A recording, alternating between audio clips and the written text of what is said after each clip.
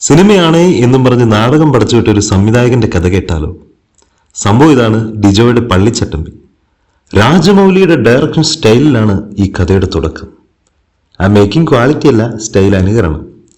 ആ സാങ്കല്പിക സ്ഥലങ്ങൾ, വില്ലന്റെ ഇൻട്രോ, കിടു, പട്ടേലർ, കുഞ്ഞമ്പു നമ്പ്യാർ, ഭൂപ്രഭുവും ചട്ടമ്പിയും നേർക്കുനേർ, മണ്ണിനു വേണ്ടി പടപൊരുതിയ ഒരു ജനതയുടെ കഥ.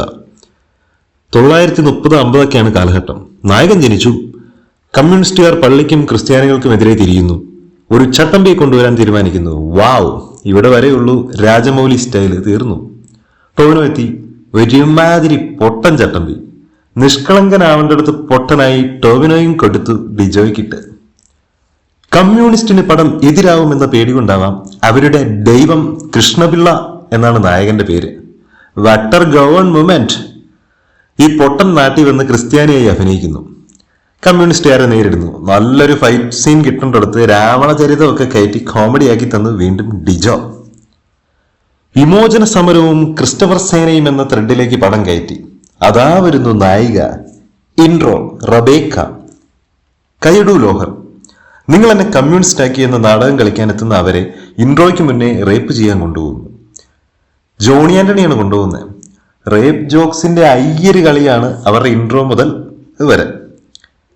ഇനി അങ്ങോട്ട് മൊത്തം കൃഷ്ണപിള്ള അവരെ രക്ഷിക്കുന്നു.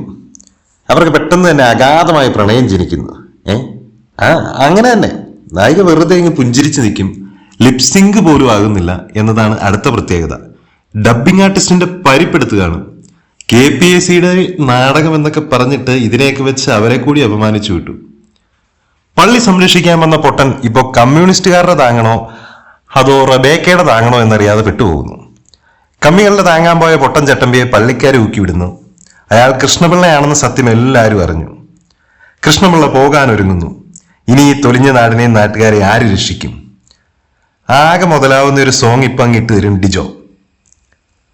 കൈഡുവിന്റെ ഡേറ്റ് തീർന്നതാണോ അതോ അഭിനയിപ്പിച്ച് മുടിഞ്ഞിട്ടാണോ വില്ലം വന്നു ഒറ്റവെടി പരിപാടി കഴിഞ്ഞു. How cruel.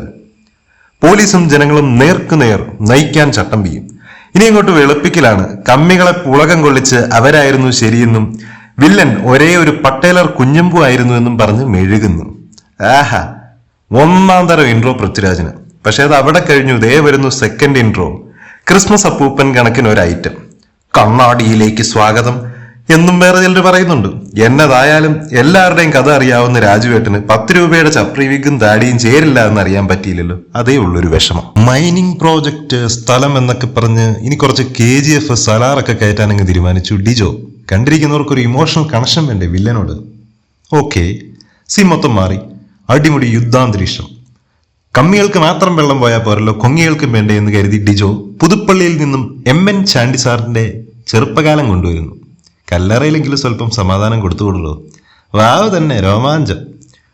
പോലീസും നാട്ടുകാരും തമ്മിൽ പൊരിഞ്ഞ യുദ്ധം. നാട് വീണ്ടെടുക്കാൻ ആയിട്ടുള്ള ഒരു യുദ്ധം. മ്യൂസിക് ഒക്കെ ആയിട്ട് കുറച്ച് ക്രഞ്ച് ഉണ്ടെങ്കിലും കണ്ടിരിക്കാവുന്ന ഫൈറ്റാണ്. ശരി, നാട് പിടിച്ചെടുത്തു ഈ ചട്ടമ്പി. ബട്ട് വില്ലൻ ക്രിസ്മസ് അപ്പൂപ്പൻ ഇതെവിടെ കൊണ്ട് നിർത്തും അറിയില്ല. ഇനി എന്നാ സ്ഥിരം എടുക്കുന്ന ഒരു ഐറ്റം ഉണ്ട്, അതങ്ങിട്ട് കൊടുക്കാം. ഏത്? സെക്കൻഡ് പാർട്ട് തൊലിക്കൂ എന്നുള്ളത്. അതേ വരുന്നു. പൊട്ടനും അപ്പൂപ്പനും ഫേസ് ഓഫ്, കുന്തവും വെടിയുണ്ടയും ആർ പോലെ മെഴുകി വെച്ചിട്ടുണ്ട്. പിന്നെ ആകെപ്പാടെയുള്ള ഒരു മെച്ചം എന്നാന്ന് വെച്ചാൽ സെറ്റ് ഇട്ടതാണെന്ന് ഈ നാടകത്തിലെ ഒരു സീൻ പോലും കണ്ടുപിടിക്കാൻ പറ്റില്ല. അത്രയ്ക്ക് ആർട്ടിഫിഷ്യൽ ആയിരുന്നു.